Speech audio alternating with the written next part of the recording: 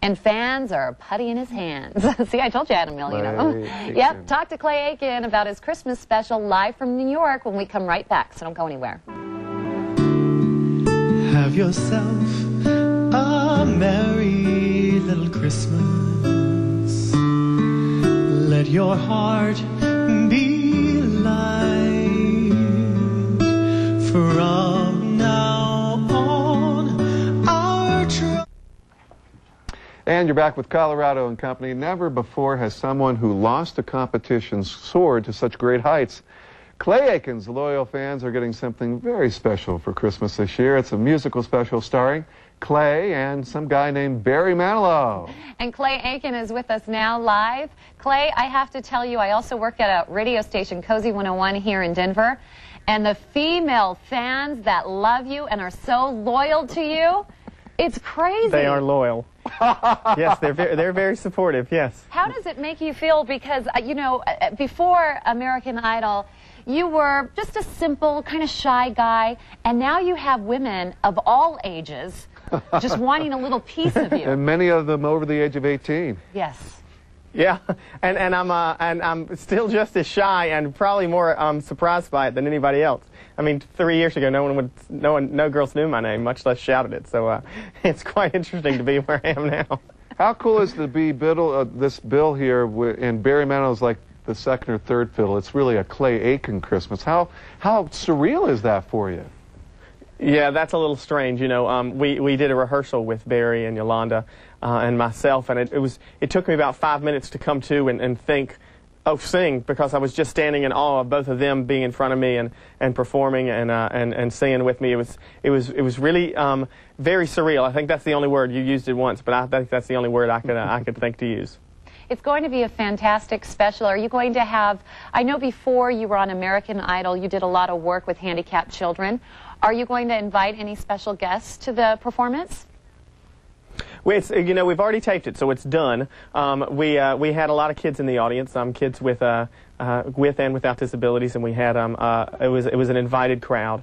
But it's already finished. I'm actually on tour right now, and so I'll actually be in Boston when it's taping. I think we're going to stop. We might end up having to stop the Boston show and just watch the special instead. But I was going to say, are you going to watch it? Well, I'll watch together. Yeah, absolutely.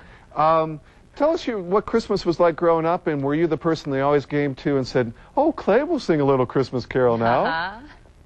My grandmother wanted me to learn how to play piano so that I could sit around the piano and sing, and everyone could sing with me. But I took piano for about an hour and a half, and then I had to quit. So so no piano. But everybody in my family's tone deaf anyway, so I didn't think that they'd want to hear them sing.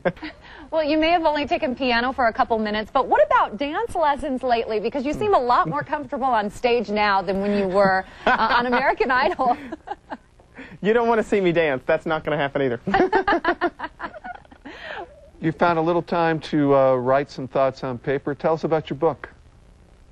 It's a reflection on the last 26 now years, and the people who I've met, or people who I knew, grew up with, or whose paths just crossed mine, experiences that I had, and kind of how I believe that those people and experiences shaped who I am today. And I think how God put me on a path that I'm on, and placed me where I am, and each step along the way, what it meant to me and who I've become. So it's a reflection. My mom always said, every experience that you have, every person you meet, you should learn something from. So it's kind of just it was an opportunity for me to sit down and say, what did I learn from this experience, and just share that. What have you learned from us? Well, who am I talking to? Yeah. I knew it. That's so sad. Hey, real quick, I want to touch base with you about the foundation that you created also. The Bubel Aiken Foundation? Right. The Bubel Aiken Foundation is a foundation designed to help include kids with disabilities into programs with kids without disabilities. It's a kind of a new mission that no one else has. We have camps today for kids with disabilities and camps for kids without disabilities, but our goal is to include kids with disabilities with kids without disabilities, because socially kids with disabilities learn so much more when they're involved with their non-disabled peers, and the same way around for non-disabled peers. They learn a lot about acceptance and tolerance and different populations when they're included with kids with disabilities. So that's our goal. We've got camps we had camps last summer in Kansas City and in Raleigh and Charlotte, North Carolina. We're expanding this year to New York, to Miami, and hopefully one day to Colorado as well. That's wonderful. That's fantastic. And before we leave you, I mentioned Claymates and how women go crazy for you. I have to admit that my mom is a big fan of yours, so if I wouldn't have you say, "Hi, Jenny," she would kill me right now. So, Clay, could you just do that for me? Hi, Jenny. But what about you? Are you not one? I love you, Clay. I love you. I want to tell you. No. I am a big fan. You know, you are a big present under the Christmas tree, the Clay Aiken Holiday Christmas CD. So. Oh, good, good, good. She actually paid money for it, We have a DVD too, of the Christmas special, too. Very, very rewarding. Thanks so much for joining us. We appreciate it. Thank you guys very much.